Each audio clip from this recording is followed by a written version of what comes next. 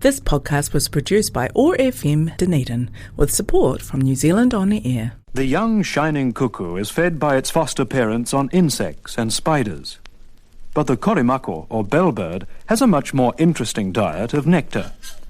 It's been something of a radio personality and has sung on shortwave radio to Australia and the Pacific nations for 30 years. However, the early recordings failed to reflect the versatility of the bellbird, with its wide variety of liquid notes and artistically placed clicks and bell-like sounds. It's not surprising that Maori mythology describes korimako, the bellbird, as the messenger of Tane, sent to herald the coming of the sun. Community or chaos? We can construct and nurture community, or fall into chaos. Over the next hour, Marvin Hubbard hosts conversations toward creating a fairer, more equal society. Community or Chaos is made possible with the support of Quakers Aotearoa. You'll find them online at quaker.org.nz.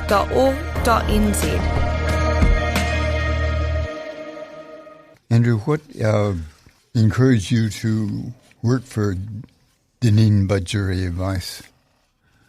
Oh gosh, that's a good question. Going back 15 years now, I was actually in between jobs and I was looking in the paper and I saw a little advertisement advertising a assistant coordinator part-time for the Dunedin Budget Advisory Service.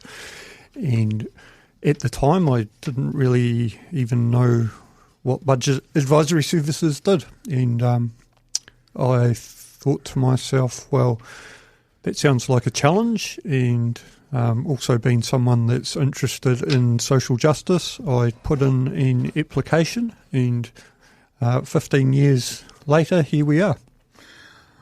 Could you talk briefly about the Dunedin Budgetary Service and how people access it? Sure. So the Budget Advisory Service, we've been here in Dunedin since 1972, so a fair while now, 53 years. Originally, Dunedin Budget Advisory Service was set up to help people do exactly what it said on the tin, help people with their budgets. Nowadays, there's so much more that we do. So we're really about helping people that are going through financial hardship. So there's a whole lot of tools and tricks that we can access on behalf of clients to try and make things a bit easier for them. So we can, we always start with their budget, but depending how the budget's looking or what types of debts they've got, that's when we get into the nitty-gritty of what we do. So it may be negotiating with creditors, investigating loans that people shouldn't have been given, maybe applying for hardship on those loans. Sometimes we even dispute the loans. Perhaps they shouldn't have been given in the first place. When things get really bad, we can maybe help people tap into their KiwiSaver to help pay some essential bills, and when things are really bad, we can maybe support people with different insolvency procedures. There's also, because we're locally based and we've been here for quite a while, we're quite well embedded in our community, so we know a lot of resources that are available out there for clients. So we can connect people with things, for example, food banks or support with their electricity bills, sports, costs for sports for children. There's the Dunedin Curtain Bank, the Super Greens, all sorts of services out there that we can connect people with. We're talking with Andrew Henderson of Budget Advice. And you can podcast this by going to oar.org.nz and then going to podcast and going to Community or Chaos. Andrew, you're speaking for yourself now personally on some of these questions? Yes, thank you for sending the questions through beforehand, Marvin. And I was thinking, yes, I will be giving my own views on things. How have people been faring over the past year since I last talked to you? Yes, well, it's getting increasingly difficult for people out there. The gap between the haves and the have-nots seems to have been increasing, as it always seems to be these days. But people really are doing it tough out there in our community. It's really difficult for an organisation like ours where we're talking about budgeting, but more and more we're seeing people that simply don't have enough money to budget with in the first place. So we would really like to see people with a little bit more income or support from government just to help them get by with the essentials and make ends meet. Well, fairly recently, I was talking with a church historian from America who talks about the economy as being a fortune for the few and unfortunate for the many. Are we in a recession, and are we seeing inflation at the same time? Well, we're definitely in a recession. So New Zealand actually went into recession again in September this year. And I have heard anecdotally, I think it was on the radio, but New Zealand's actually doing the worst it has since the early 90s. Well, there's some similarity between the early 90s and now when you think of the governments. Yeah. So really interesting. There was the blip of COVID, obviously, but I guess for an economy during what we'd call normal times, New Zealand's economy is currently performing very poorly in not serving our community well at all. Are we seeing more people in Dunedin who are either unemployed or underemployed and can't get full-time work? Dunedin goes against the trend a little bit. So nationally, unemployment is up, but in Dunedin, we're very lucky here. So unemployment has dropped slightly, but in saying that, unemployment has been trending up over the last couple of years. And personal view again, it is certainly a consequence of a lot of roles being disestablished by government. So in the government's push to become more, what's the word? Austerity? Well, there are the austerity measures, yes, absolutely. Efficient, that's what I was thinking. So making government more efficient. How do you define efficiency in government? Is it absolutely refusing to spend money and letting your infrastructure rot, or is it trying to make things work the best as possible, as efficiently as possible? Well, what is government there to do, if not to serve the people and look after the people? I don't believe. I was thinking about this the other day, and it's almost like you have the left side and the right side of politics, and to me, the right side, where it's looking after oneself or looking to drive business, etc., that's always done at the expense of more marginalised people in the community. And for me, I just find it really hard to understand how any government can operate truly for the benefit of its people if it's coming from the right side of politics. Now, we've done well as far as unemployment, but how about underemployment? How many people can't find full-time work that would need it and like it? in order to pay the rent. And yes. So the unemployment figures kind of hide those underemployed people, don't they? So people that are underemployed, so they tick the box of being being employed, but they are not working enough to support themselves or their families, and that is becoming an increasing problem. I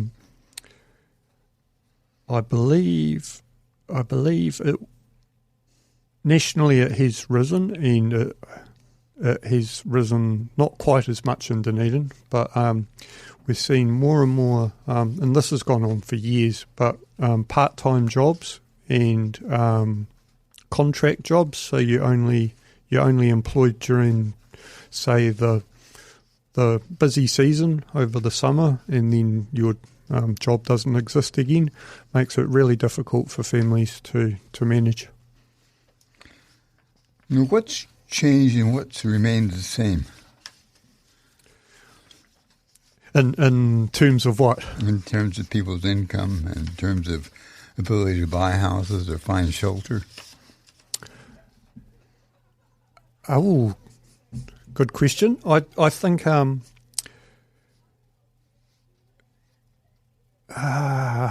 thinking now, what has changed? The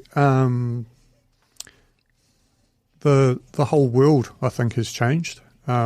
So the world is becoming more and more. Everything operates globally. So I don't know if you remember. Well, it's still going on probably, but there was a lot of media attention on butter.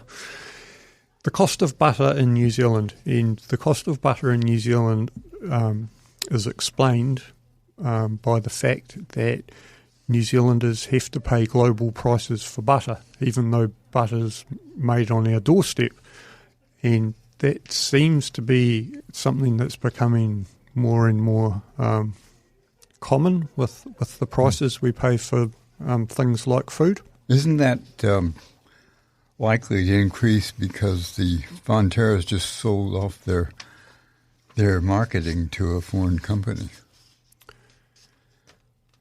I honestly don't know the answer to that question. It seems like... but isn't an overseas company less likely to charge less for Dunedin buyers for New Zealand buyers than European or Asian buyers?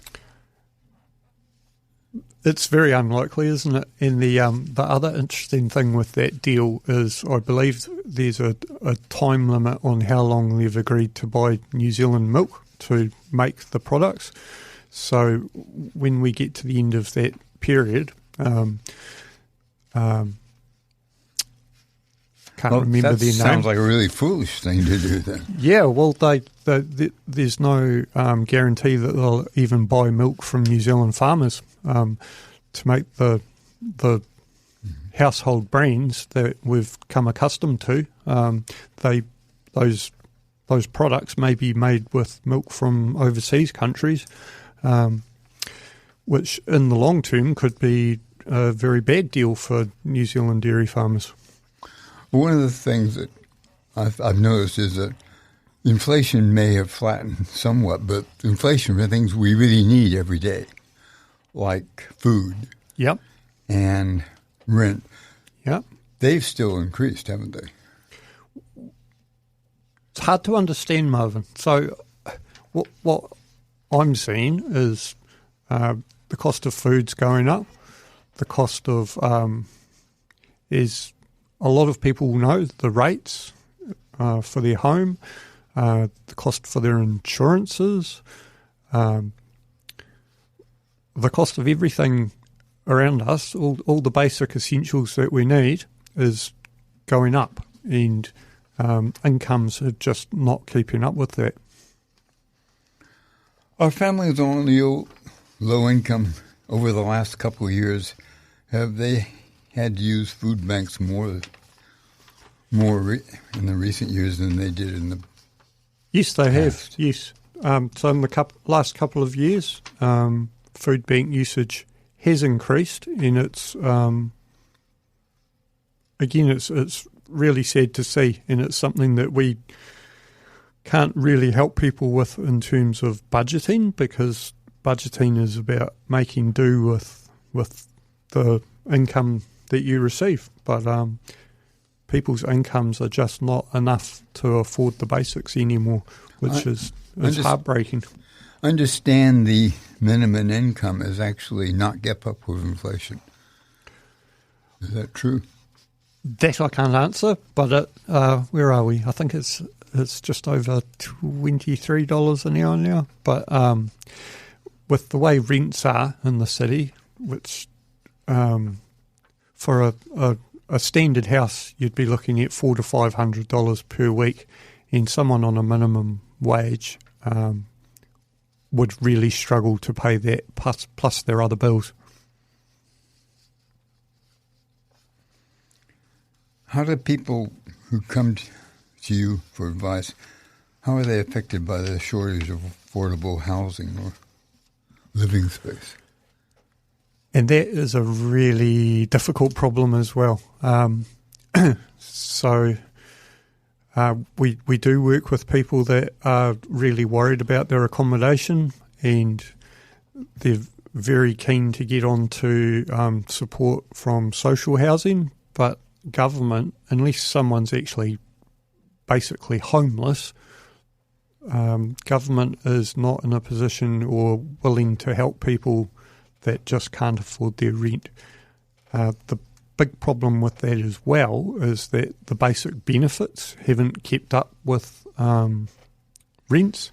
So virtually all beneficiaries receive what's called the accommodation supplement, and the accommodation supplement is no longer fit for purpose. In my view, it just does not cover the cost of accommodation anymore. Depends what purpose it is. It actually helps the landlord quite a bit, doesn't it? Well, it does, but what happens with the benefits nowadays is people almost across the board have to rely on something called temporary additional support from the government, and you have to reapply for the so-called temporary additional support every 3 months. But that so-called temporary support is essential to keep people in their houses because it's basically covering the cost of their rent. So we really are needing the accommodation supplement that all beneficiaries receive to be reviewed significantly so that it actually reflects the cost of accommodation. There's no cap on rents, is there? I don't believe so, no. No, there isn't, I believe. Yeah. So depending on what kind of landlord you are, and if you're one of those landlords that owns dozens or more houses, why you can increase the rent and say you're increasing it because of the government help to people that can't afford the rent. The rent subsidy is a subsidy that may help the landlords more than it helps the renters. Yes, well, I guess just the landlord just has to put the rent up, and the government will foot the bill. But it is supply and demand, I guess, and with the shortage of quality housing, the market is really tilted towards benefiting landlords at the moment. I had heard that rents have dropped slightly, but they're still incredibly high. So, yes. I'm going to play a song now, and then we'll continue this.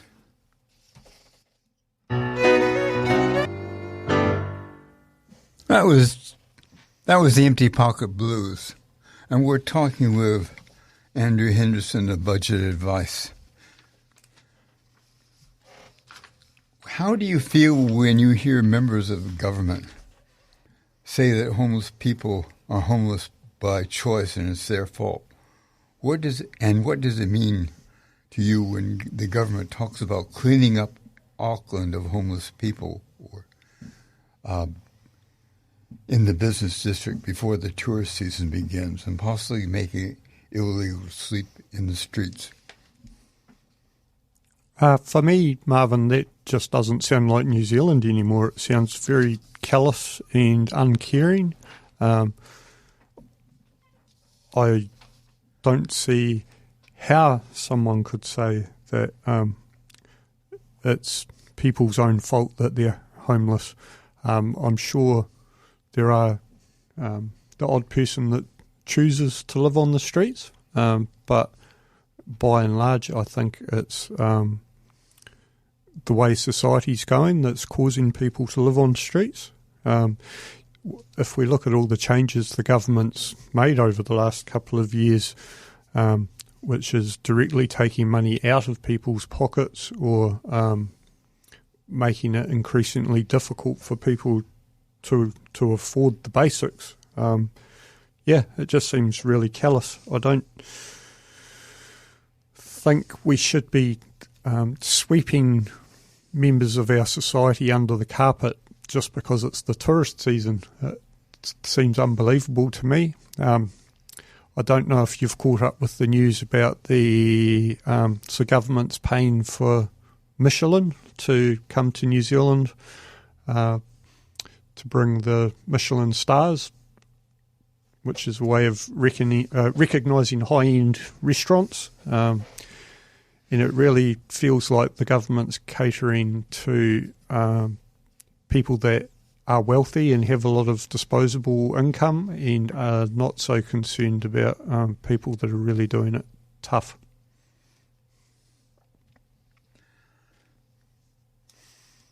Do you think would you be willing to pay higher taxes in order to provide state housing and other things that people, and good health care? Personally, absolutely yes. I think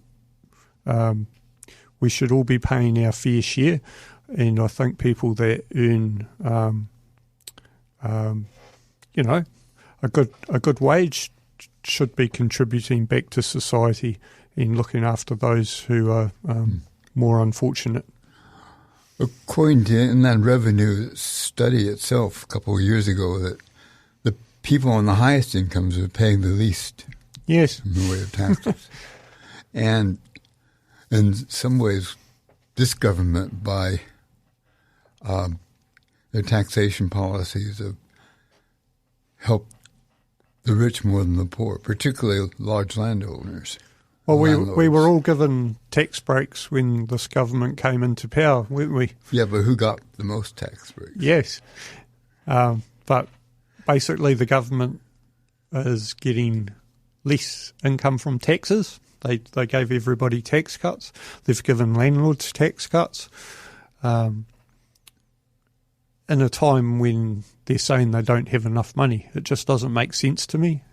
We should be paying more tax. The government is there to serve the people and look after the people.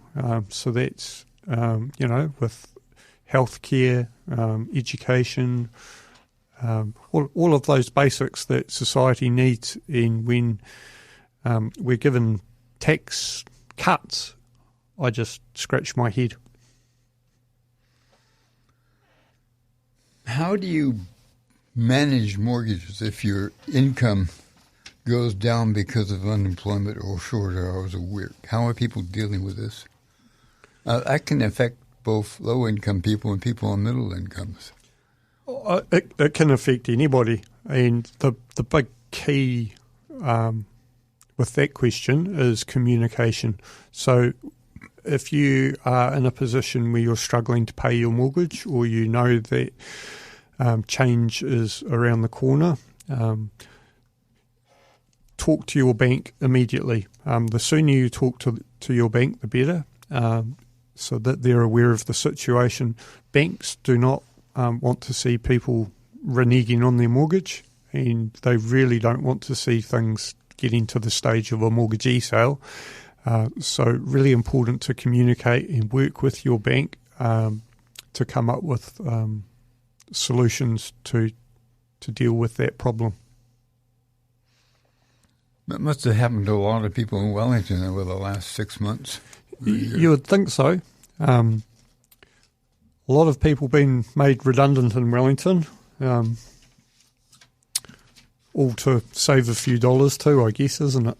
I wonder if it actually will save dollars. When you contract out, usually they pay contractors more than you pay government employees. Correct. And also you lose institutional memory, institutional knowledge. So many losses, and also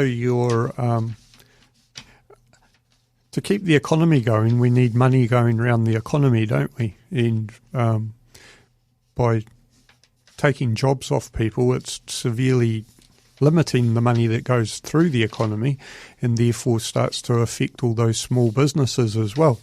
So then we see all the stories in the media with the, the cafes and all those sort of service industries that are really struggling as well. It seems to me we have to have a real rethink about equality and also about the economy, partly because of what the recession is now facing, but also because of climate change, which will bring great change whether we're prepared for it or not. I mean, some things happen whether you want them to or not. Correct.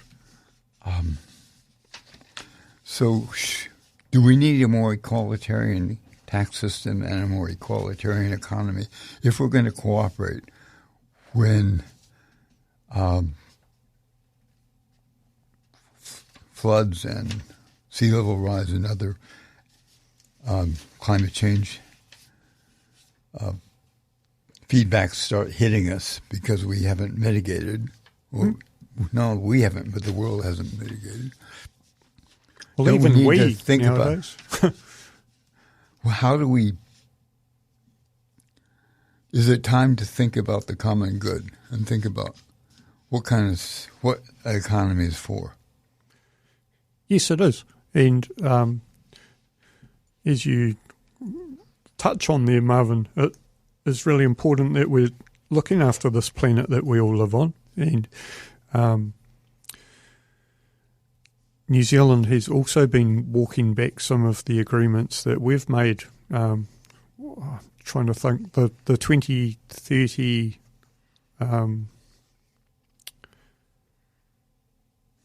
so the Paris Agreement, New Zealand has walked back on that. And by doing that, it's really saying it's favouring big business at the expense of our environment, but ultimately our environment, we all have to live on this planet, don't we? And maybe it won't be us, but it will be generations to come. And it just seems so short-sighted and selfish to me that people are prepared to make short-term economic gains for themselves at the expense of future generations. Yes, that's something we haven't faced really. Well, it's really sad. It's a isn't responsibility. It? Yep. We have a responsibility to even if we don't have children, we have a responsibility to coming generations. Our grandchildren, our great grandchildren, and so on. Well, it just seems so short-sighted if I had the attitude that I just don't care and I want to make a buck, and if it. Well, it tells you a lot about the economic system. Well, yeah. Is this government taking a page off of Donald Trump? Is becoming a Trump-like government? That's a question we ought to ask ourselves, really. Do you want the future of the world to look like Trump and what's happening in America? Well, it looks really scary what's happening in America. And is it a good thing to take an economic policy that are so similar? Well, let's talk about something better. Let's talk about Christmas. Christmas! Jingle bells. Well, you have a lot of work before Christmas, don't you? We actually have more work after Christmas. Okay, tell us about that. So after Christmas, we see, unfortunately see that the effects of people not budgeting for Christmas and I guess overextending themselves and not living within their means, which is... It's hard to do that at Christmas time, isn't it? Especially if you have children and grandchildren. It's so tempting, and it's just... And maybe part of your extended family is quite comfortable and they can, afford to buy presents and splash out on big meals, but your family may not be in the same position. So how do you handle that? So it's all around managing expectations and talking with your family, talking with your children, and maybe not making things too doom and gloom, but explaining what you can do within reason. So much of Christmas seems to be about consumerism and keeping up with the Joneses, and it really doesn't have to be that way. You would probably, or I know I find a lot less stress if I'm living within my means and I don't have to worry about when the credit card bill comes. So yes, managing expectations and making do with what you've got and thinking outside the box for ideas at Christmas time's really useful. I was been thinking that, Christmas time's in some ways supposed to be celebrating the birth of Jesus. Right, yes. And what would Jesus say about homelessness and the great inequality you still find in the world?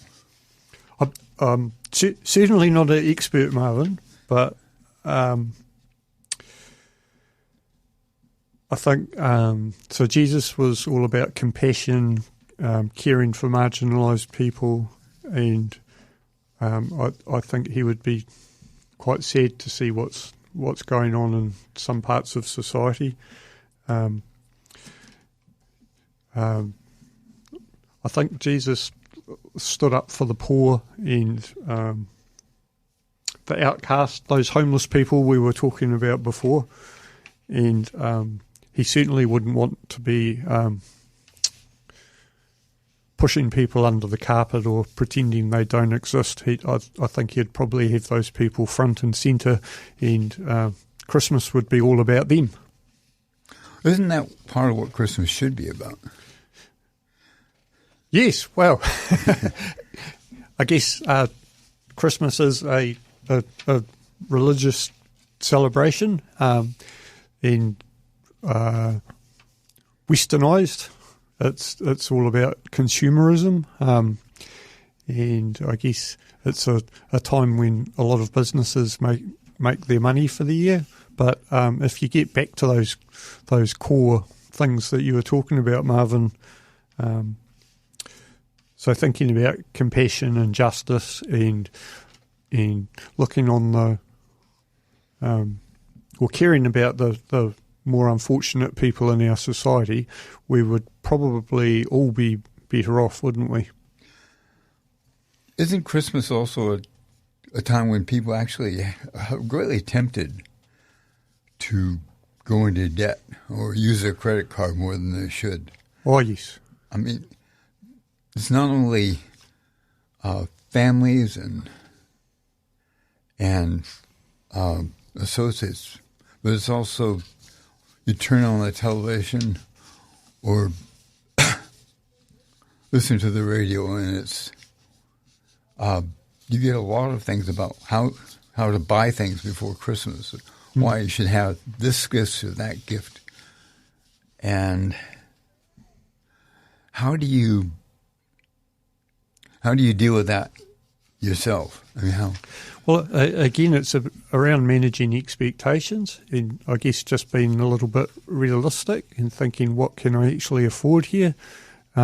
Credit is so easy to get in New Zealand. So we have buy now, pay later. So the one a lot of your listeners will be used to is Afterpay, and it's very easy to purchase things. So you have the goods now and then you pay for them later. And it's such an easy trap for people to fall into, and it's something that at the budget service we see all the time. People just so overcommitted to paying for these things that have it now and pay for it later. It is unfortunate, and I guess trying to have a little bit of discipline at Christmas time is important. Is Nigel Latter, who recently passed away, very clever New Zealander, and for him, he said, at Christmas time, think about who you're with and what you're doing. Like, people don't remember all that stuff. If you look back on your own childhood, I don't know if how many listeners can remember all the gifts they were given, but they're more likely to be able to remember times of where they were, special times, and who they were with, and that's really a good message at Christmas time around. Yeah. Actually, what I remember was the economic and social stress, particularly on my mother. Right. My father wasn't so he was careful, but he wasn't so concerned with keeping up with the family or friends. But my mother was very concerned that we couldn't do that. And it's quite a happy place to be when you can just not be concerned about things, isn't it? It really is. Actually, it made it difficult for both of them. Yes, it would have. But you can see why because of the advertising, because of the tradition of gift giving and so on. And this was, of course, in America, and we're more like that now, but I think it can be quite stressful, even if you make the right decisions, not to spend money. There's pressure from children or partners, or and that's or just the culture. Where I said managing expectations, so maybe one of the key words there is managing. So actually talking about things and trying to be on the same page as the rest of your family is important as well. People don't usually take out loans before Christmas, but they use credit cards a lot more, don't they? Aren't people more likely to use credit cards at Christmas time than any other time of the year?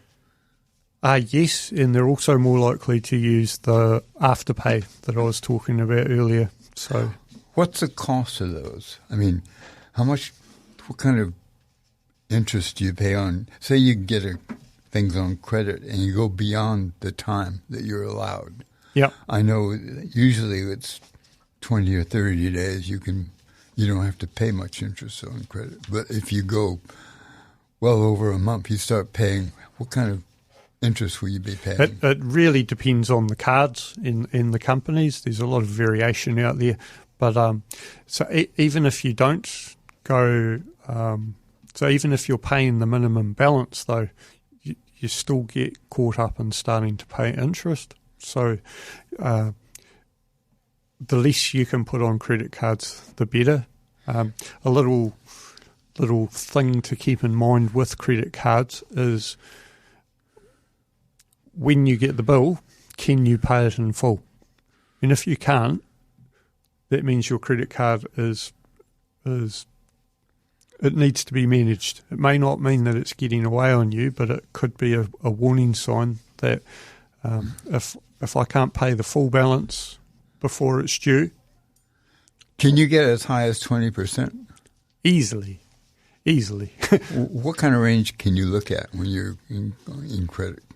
So cards can easily get up to 25 to 30% per annum.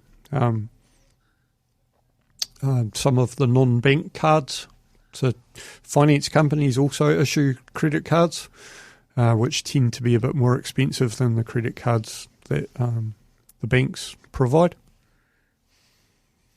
Do you think the government should in some way restrict credit cards. And, well, for instance, I know of a family, or heard of a family, where one member of the family was gambled. Oh, yes. And the other, his partner couldn't get the banks to limit his credit card. Right. So the so they ended up actually remortgaging their house. Oh, dear. Well, I would like to think... so in New Zealand, this was in New Zealand. It is, yeah. Some decades ago. Okay, so things may be a little different now. So in New Zealand, we have the Credit Contracts and Consumer Finance Act, which isn't as responsible as I would like to see it. In fact, that act is currently going through government again at the moment, trying to unwind some of the protections that have been put in there for consumers in making it easier to borrow, which Dunedin Budget Advisory Service is firmly against. But I think our submissions will probably fall on deaf ears, but one needs to get one's voice out there anyway. So I do think government should be restricting. Nowadays, banks have to, or all lenders actually, have to be very careful that when they are providing credit, that the borrower understands what they're getting themselves into, and the borrower needs to be able to afford the repayments without causing undue hardship, and the borrowing also needs to be fit for purpose and meet the borrower's needs. And with the example you've just given, Marvin, if the credit card is to be used for gambling, I would think if a budget advisor saw an example like that, they would certainly be there would be complaints being made. The problem is that sometimes people don't know about their rights, and even don't know about going to a budget advisor until it's a bit That's late. right. And all we can do is try and keep the word out there, hence why I'm on this show with you at the moment, so people hopefully are aware. Okay. How do you go to budget advice in Dunedin? What are the different ways? So for our service, it's as easy as picking up the phone and calling 03-471 6158. Or you can access us through our website, budgetingdunedin.co.nz, and you can there's a contact page on there, and you can send us a message. You can leave a message by phone? Yes, you can leave a message on the phone. Okay, what's the phone number again? 03-471 6158. Okay. The other thing I was going to ask you, it's not actually something that it's just come to me now, is that it's actually, there are many financial situations where you find that government officials no longer available in person, and maybe tenancy. Sometimes if you phone, you have to wait for half an hour or more. At least, yes. Or an hour. I actually went for a car rental company. I used up all my cell phone in one day. Wow. Yeah. I saved a lot of money, but it's very common. So people that aren't really good with computers and online and may not even own a computer, are they disenfranchised economically to some degree? Yes. What's that called? Digital exclusion. Yeah. Yep. And that certainly is a problem. Citizens' Advice has meant this a lot. Yeah. Yeah. Definitely a problem. It's increasingly difficult to function in our society without those digital tools. And if it's something that you're not confident in using, or you don't understand, or maybe you're hesitant, yes, very difficult. and where possible, I'd certainly be encouraging people to ask for help to do some of those things, because the other problem with doing things online digitally, of course, is scams and fraudsters. And if you're not keeping your wits about you these days, it's very easy to be taken advantage of. So, Yeah. yes, one must be careful. I kept, on my home phone, I keep getting, well, not so much lately, but for years I got this message saying, your MasterCard is in security trouble. Please give us your details so we can help you out. No. It was actually much more, less blatant than that. It was, it could easily fool people. Yep. What's the tip with, particularly with banks and credit cards? Never give out any A details. bank will not ask you for your details, like ask you to sign in or for your sign-in details. So never give out that information. Basically, if somebody calls you like that, hang up. Yep, which is very hard for us Kiwis. We're quite a polite bunch, so it doesn't come naturally to hang up on someone. Well, frankly, if I think it's somebody like that, though I'm sometimes tempted not to hang up, just waste their time. Which can be an approach as well. But don't ever give them any information No, at all. No. What do you think can be done to help people who have real problems with getting help because of they're not computer literate or they don't have a computer? Who do you go to for that kind of thing? Oh, well, in Dunedin, if you're a little bit older, age concern, I know have great groups that they run for people. I also know the library is very, very good with, they run classes and they have computers and things that people can freely use. Out where the budget service is now located in South Dunedin, we have the South Dunedin Community Network, and one morning a week they have someone in there that helps people with technology-related queries. So there is help out there. I understand Citizens Advice will walk you through these things. Yes, And even absolutely. Absolutely. Sometimes help you get in touch with someone if you have to. CAB provide a great service. What would you like to see happen next?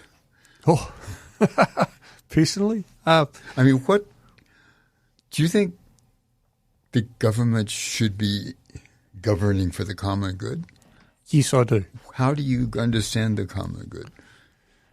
Well, I think that it's a society where we care about each other. We're not trying to take advantage of each other. It's fair and reasonable to earn an income and make a living, but when we're trying to make an income at the expense of other people, or taking advantage of other people,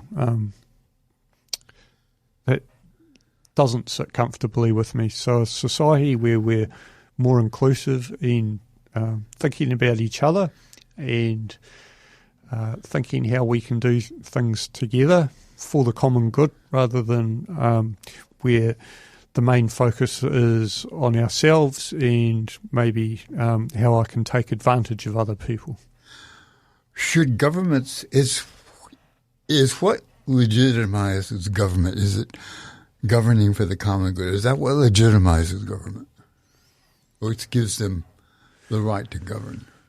Well, I guess the ethical right. They've been elected fairly by the people, so I guess it's a democratic thing. But isn't their duty to govern for the common good? Yes, there is, and I guess with any system, the difficulty is when you start to introduce politics into it. So things are not always being done for the benefit of people. They're actually being done for political reasons, and that is possibly a flaw in our system. Should we be careful that we regulate donations to individuals, to political parties, and groups that fund political parties? So we don't go down the same rabbit hole America's gone down. Yeah, I think there needs to be a lot of scrutiny and a lot of transparency on political donations. I mean, I guess there's nothing wrong with supporting someone that has values similar to your own. It's one thing to give somebody a party $100. Yeah, it is. But it's another thing when you give them $1,000 or $20,000, because that actually you hoped probably to influence their policies. You've skewed the politics. Yeah. And how one manages that is probably with difficulty, but yeah, certainly it's something. It should be part of how we deal with elections, really. Yep, trying to take the politics out of governing the country, but yeah, very difficult to do. Take the money out of politics. And the money, yes. What were your hopes for this Christmas? What are my hopes? I'm really looking forward to having a break. Good. I'm hoping for fine weather, and I'm looking forward to spending time with my nearest and dearest. For our community, I'm hoping that it's not too stressful a time for people, and that people do take a minute to value spending time with their loved ones and creating those memories for the future. Well, I hope all those things come true for you. We're talking with Andrew Henderson of Budget Advice, and you can podcast this later. Thank you very much. Thanks, Andrew. Marvin. This podcast was produced by OAR FM Dunedin with support from New Zealand On the Air.